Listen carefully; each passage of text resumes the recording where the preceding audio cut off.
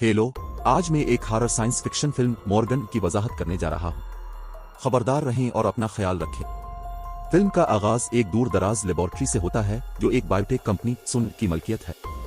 ये कंपनी खुफिया project L9 के तहत जदीद और पेचीदा इंसान नुमा मसनूई जहानत AI की तैयारी में महारत रखती है। इस मखसूस लैब के साइंसदान कई सालों से चौथी नस्ल के AI मॉर्गन पर काम कर रहे हैं। अगरचे मॉर्गन की उम्र बमुश्किल 5 साल है, लेकिन वो पहले ही एक नौजवान औरत जैसी लगती है।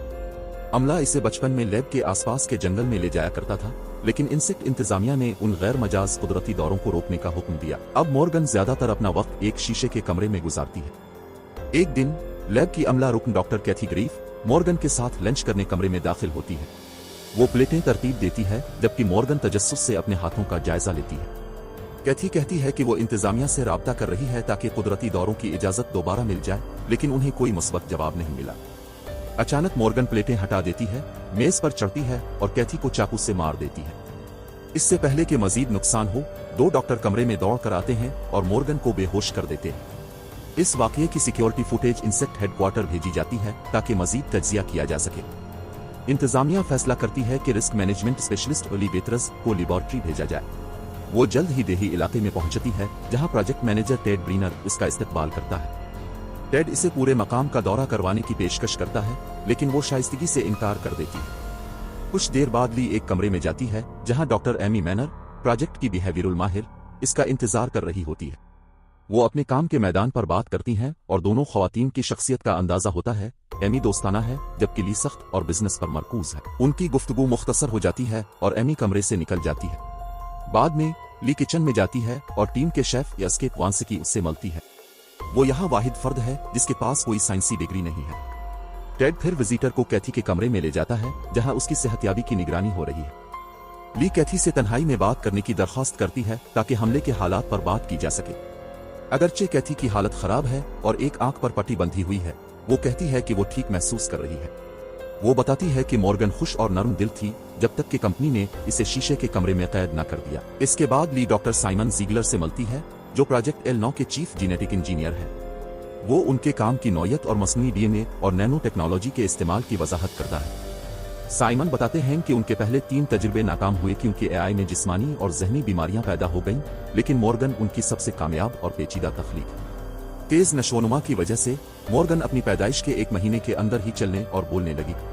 वो एक हयातियाती हाइब्रिड है जो सोच सकती है और जज्बात रखती है। अपनी पहली सालगिरह के बाद वो एक जवान औरत जैसी नजर आने लगी। फिर साइमन ली को वाकये की फुटेज दिखाता है, लेकिन फौरन ये भी कहता है कि ये एक वाहिद वाकया था जो पहले कभी नहीं हुआ। वो जोर देता है कि प्रोजेक्ट दुरुस्त समत में जा रहा है और वो अपनी गलतियों से सीखेंगे। कुछ देर बाद ली को शीशे वाले कमरे में ले जाया जाता है, जहां वो जाती तौर पर मॉर्गन से मिलती है। हिफाजती वजूहात की बना पर ली कमरे के बाहर ही रहती है। मॉर्गन को तशद्दुद नहीं लगती, बल्कि खुश अखलाक और दोस्ताना है। वो कैथी को नुकसान पहुंचाने पर माजरत भी करती है और कहती है कि यह गैर इरादी था। बाद में जब सब चले जाते हैं, मॉर्गन एक कोने में बैठ जाती है और अपने और एमी के जंगल में गुजारे गए अच्छे लम्हात को याद करती है। वाज़ेह होता है कि वो एमी के साथ सबसे ज्यादा सुकून महसूस करती है, जो उसे एक बहन की तरह बर्ताव करती है, न कि एक प्रोटोटाइप। बाद में ली टीम के साथ डिनर पर शामिल होती है और दूसरे अराकीन से मिलती है। शादीशुदा जोड़ा डॉक्टर डेरन और डॉक्टर ब्रेंडा फिंच। वो डॉक्टर लुई चैंग से भी मिलती है, जो प्रोजेक्ट L9 की सरबराह है और जिन्हें मॉर्गन अपनी मां समझती है। ली वजाहत करती है कि इसका काम कंपनी के मुनाफा के खिलाफ खतरे का अंदाजा लगाना है। सबकी मायूसी के बावजूद वो मॉर्गन को एक एशय कहती है, न कि एक जज्बात रखने वाला वजूद। वो हिलसिंकी के एक मशाबे प्रोजेक्ट का हवाला देती है, जहां प्रोटोटाइप्स ने 21 मुहक्किकीन को कत्ल कर दिया था। लेकिन साइमन मुदाखलत करता है और कहता है कि मॉर्गन उन पुराने प्रोटोटाइप्स से कहीं ज्यादा जदीद है। इसी रात ली और एस्केप मशरूबात पर बातचीत करते हैं। वो उसे लेबोरेटरी में लोगों के ताल्लुकात के बारे में बताता है। मालूम होता है कि वो और एमी माजी में एक दूसरे के साथ करीबी ताल्लुक रखते थे और शायद जिस्मानी ताल्लुक भी कायम हुआ था। ताहम वो वाजे करता है कि वो इस वक्त किसी को डेट नहीं कर रहा। थोड़ा सा नशे में वो ली की तरफ बढ़ता है और इसे चूम लेता है, फिर फौरन माजरत कर लेता है। ली शर्मिंदा नजर आता है और दोनों अजीब से अंदाज में शब बखैर कहते हैं। इधर एमी मॉर्गन के कमरे की तरफ जाती है ताकि उसके साथ कुछ वक्त गुजार सके। वो कैमरे बंद कर देती है और मॉर्गन के सेल के करीब आकर उसे अगले दिन होने वाले नफ्सियाती टेस्ट की याद दहानी करवाती है। एमी इसे यकीन दिलाती है कि सब कुछ ठीक हो जाएगा जब तक वो अपने अब से सच्ची रहे। दोनों शीशे पर अपने हाथ रखते हैं ताकि बहनों जैसा प्यार और जज्बाती ताल्लुक जाहिर कर सके। मॉर्गन के खदशात को कम करने के लिए एमी उसे खूबसूरत झील नवार के बारे में बताती है और वादा करती है कि वो एक दिन इसे वहां ले जाएगी। मॉर्गन कहती है, मैं अकेली वहां जाऊंगी तुम्हें मारने के बाद। इस पर मॉर्गन को एक फ्लैशबैक आता है जब वो और एमी जंगल में थे। मॉर्गन एक जख्मी हिरन को देखती है जो एक टहनी में फंसा हुआ होता है। वो उसके पास जाकर नरमी से इसे छूती है, फिर अचानक उसकी गर्दन तोड़ देती है ताकि उसे अजियत से बचाया जा सके। अगले सीन में मॉर्गन का नफ्सियाती तज्जिया किया जाता है जो डॉक्टर बैन शापिरू करेगा। इसे कमरे के बाहर बैठकर मॉर्गन का मुशाहिदा करना होता है, लेकिन वो समझता है कि यह तरीका बेअसर है। बैन कहता है कि इसका काम एतमाद कायम करना है और वो टीम की तंबीहात के बावजूद कमरे में दाखिल हो जाता है। वो मॉर्गन के सामने बैठता है और हैरान होता है कि वो इसका नाम और आने की वजह पहले ही जानती है। इसके बावजूद बैन मॉर्गन से इसके हालिया अफसरदा रवैये की वजह पूछता है, जिस पर वो कहती है कि ये कैथी के वाकये की वजह से है। बैन को एहसास होता है कि एआई गलती पर पछतावे का एहसास रखती है। वो मॉर्गन से कमरे में रहने के तजुर्बे और उस पर क्या असर पड़ता है ये पूछता है। जब मॉर्गन कहती है कि वो खुश है तो बैन इसकी हद आजमाता है और तकलीफ दे सवालात पूछना शुरू करता है। वो कहता है कि लैब में मौजूद लोग उसके दोस्त नहीं क्योंकि उन्होंने इसे कैद कर रखा है। टूर के दौरान बैन और सख्त सवालात करने लगता है ताकि देख सके एआई नफरत अंगेज सूरत हाल से कैसे निपटती है। वो चीखने लगता है और कहता है अगर वो डॉक्टरों को उसे खत्म करने का मशवरा दे या कहे कि वो अपना घर बेच दे। गैर मुतवक्के तौर पर मॉर्गन की आंख से एक आंसू निकलता है और वो टूट जाती है। वो अपने हाथों को देखती है और बैन को दीवार से टकरा देती है, फिर इस पर हमला करके इसका गला चबा लेती है, जिससे वो खून में लथपथ हो जाता है। फौरन टीम को इत्तला दी जाती है और डैरन इसे दोबारा बेहोश करने की कोशिश करता है, लेकिन मॉर्गन बैन को ढाल के तौर पर इस्तेमाल करती है और डैरन को नीचे गिरा देती है। ली जो ये सब देख रही होती है मॉर्गन को पुरसुकून करने की कोशिश करती है, लेकिन इसी वक्त लाइट्स चली जाती हैं, जिससे मॉर्गन को फरार होने का मौका मिलता है। ली जल्दी से ट्रैंकुलाइजर उठाती है ताकि एआई को दूर जाने से रोका जा सके। ताहम मॉर्गन बाहर निकल आती है और एमी को देखती है जो नताइज का इंतजार कर रही होती है। एमी को देखकर वो खुशी महसूस करती है, लेकिन ये लम्हा जल्द ही खत्म हो जाता है जब ली उसे सेडिशन दे देती है। जब मॉर्गन होश में आती है तो खुद को दोबारा लैब में पाती है और फौरन अपने किए पर माजरत करती है। डॉक्टर्स की टीम बहस करती है कि क्या करना चाहिए और कंपनी के लिए क्या बेहतर है। डॉक्टर लुई जो इस प्रोजेक्ट की सरबराह हैं, मॉर्गन को खत्म करने पर इसरार करती हैं, जबकि साइमन उसे एक और मौका देना चाहता है। लेकिन डॉक्टर लुई अपना फैसला नहीं बदलती, जिस पर साइमन दिल शिकस्ता होकर चला जाता है। बाद में पूरी टीम जज्बाती हो जाती है जब वो टर्मिनेशन की तैयारी करते हैं। मॉर्गन उनके दिलों के करीब आ चुकी थी और उनकी रोजमर्रा की जिंदगी का हिस्सा बन चुकी थी। एआई सबसे मिन्नत करती है कि उसे कत्ल न करे, हता कि डॉक्टर लुई को मां कहकर पुकारती है। ये देखकर डॉक्टर लुई भी जज्बाती हो जाती हैं, लेकिन वो सिर्फ माजरत करती हैं और चली जाती है। ये सब डॉक्टर लुई के लिए बहुत बुरा खत्म होने वाला है। इसके बाद मॉर्गन को सेडिशन दिया जाता है, जिससे वो बेहोश हो जाती है।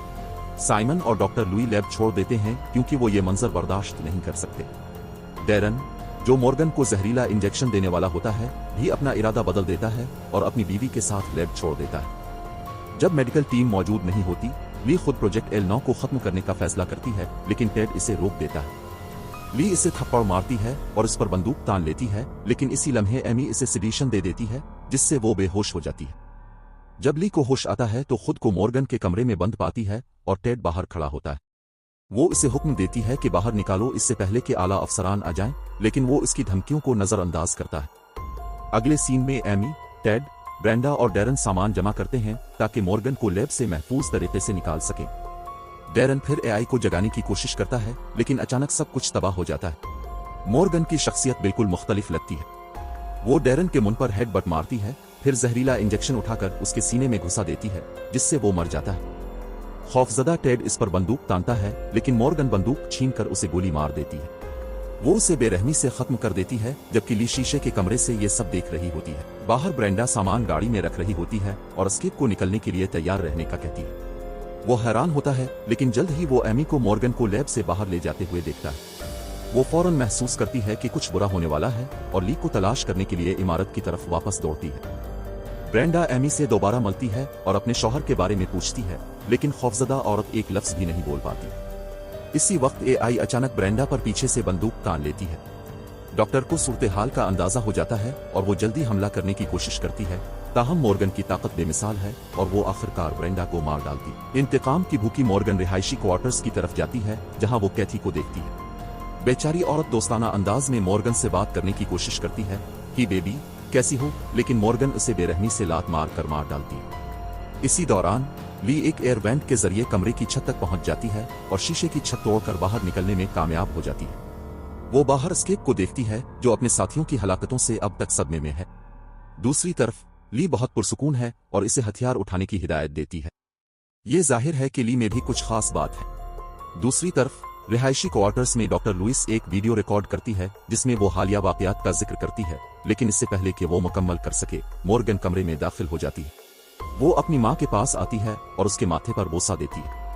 एक चौंका देने वाले मोड़ में वो फिर उसे दम घूंट कर मार डालती है और ये कत्ल कैमरे में कैद हो जाता है। कुछ देर बाद ली रिहायशी क्वार्टर्स में पहुंचती है और वहां इसे साइमन की लाश एक कैबिनेट से लटकी हुई मिलती है। वो अर्ध गिर्द देखती है कि अचानक मॉर्गन एक कोने से नमूदार होकर उस पर हमला कर देती है। दोनों के दरमियान एक शदीद लड़ाई शुरू हो जाती है और वो एक दूसरे को कमरे के आदेर अलिफादेर पटकते हैं। लड़ाई के दौरान मॉर्गन ली पर झपकती है, लेकिन दोनों खिड़की से नीचे जा गिरते हैं और नीचे खड़ी गाड़ी पर आते हैं। वहां एस्केप मॉर्गन को रोकने की कोशिश करता है, लेकिन वो इसे भी मारकर नीचे गिरा देती है और एमी के साथ वहां से फरार हो जाती है। ली भी अपनी गाड़ी में बैठकर एआई के ताक़ुब में निकलती है। वो जल्द ही मॉर्गन के करीब पहुंच जाती है, लेकिन मॉर्गन उसकी गाड़ी को टक्कर मारकर एक बड़े दरख्त से टकरा देती है। एमी, जो अब बहुत ज्यादा खौफजदा है, मॉर्गन से रुकने की इल्तिजा करती है, लेकिन एआई आजादी के लिए हर हद पार करने पर तली हुई है। दूसरी तरफ ली भी हादसे से बच जाती है, बस कुछ खराशें आती है। एस्केप जल्द ही अपनी गाड़ी में वहां पहुंचता है और दावा करता है कि उसे मालूम है कि मॉर्गन और एमी कहां जा रहे हैं। दूसरी तरफ करीबी जंगल में मॉर्गन एमी को लीक नावार ले जाती है, एक जगह जहां जाने की वो मुद्दतों से ख्वाहिशमंद थी। मॉर्गन दावा करती है कि वो एमी को नुकसान नहीं पहुंचाएगी, लेकिन एमी होशियार रहती है और अपने कोट के नीचे हथियार छुपाए रखती है। जल्द ही मॉर्गन झेल को देखती है और खुशी से एक आंसू बहाती है, अपनी जिंदगी में पहली बार हकीकी आजादी का तजुर्बा करते हुए। इसी दौरान ली एस्केप की राइफल लेकर मॉर्गन को मारने जंगल की तरफ निकल जाती है। वो वक्त जाया नहीं करना चाहती और हवा में फायर करती है। ये आवाज मॉर्गन की तवज्जो खींचने के लिए काफी होती है, जो भी ली से आखिरी बार निमटने के लिए वापस लौटती है। थोड़ी ही देर बाद दोनों आमने सामने आ जाते हैं और एक शदीद लड़ाई छिड़ जाती है। वो एक दूसरे पर बेशुमार मुक्कों और लातों से वार करते हैं, लेकिन आखिरकार मॉर्गन ली को एक दरख्त के तने की तरफ धकेल देती है और वो शाख में पेवस्त हो जाती है। ये मंजर बिल्कुल इस हिरन जैसा होता है जिसे मॉर्गन ने पहले मारा था, लेकिन इस बार मॉर्गन रहम खाकर वहां से चली जाती है और ली को खून में लथपथ छोड़ देती है। वो जल्द ही झेल पर वापस पहुंचती है और एमी के साथ भागने की कोशिश करती है, लेकिन एक चौंका देने वाले मोड़ में ली वहां आ जाती है, बज़ाहिर सिर्फ कुछ खराशों के साथ जिंदा बची हुई। वो मॉर्गन को झेल में धकेल देती है और इसे इतनी देर तक पानी में डिब्बाई रखती है जब तक कि वो हिलना बंद ना कर दे। फिर वो एमी से पिस्तौल लेती है और उसके सर में गोली मार देती है। इसके बाद वो खुद को घसीटते हुए इस जगह ले जाती है जहां एस्केप ने गाड़ी पार्क की थी। ली इसे भी गोली मार कर कत्ल कर देती है, यूं प्रोजेक्ट L9 के आखिरी रुकन को भी खत्म कर देती है। इस वाकये के बाद सीन हेड जिम बराइस दीगर बोर्ड मेंबर्स के साथ इस वाकये पर गुफ्तगू करता है और प्रोजेक्ट L9 को नाकाम करार देता है। हम फिर ली उजरस को एक मकामी रेस्टोरेंट में देखते हैं, हमेशा की तरह पुरसुकून और बेतासुर। हैरत अंगेज तौर पर वो अपने हाथों को देखती है, एक ऐसा इशारा जो मॉर्गन भी किया करती थी। फिल्म का इख्तिताम इस इंकिशाफ पर होता है कि ली भी एक बायो इंजीनियर्ड मखलूक है जो खास तौर पर अहकामात पर बगैर किसी जज्बात के अमल करने के लिए तख्लीक की गई है।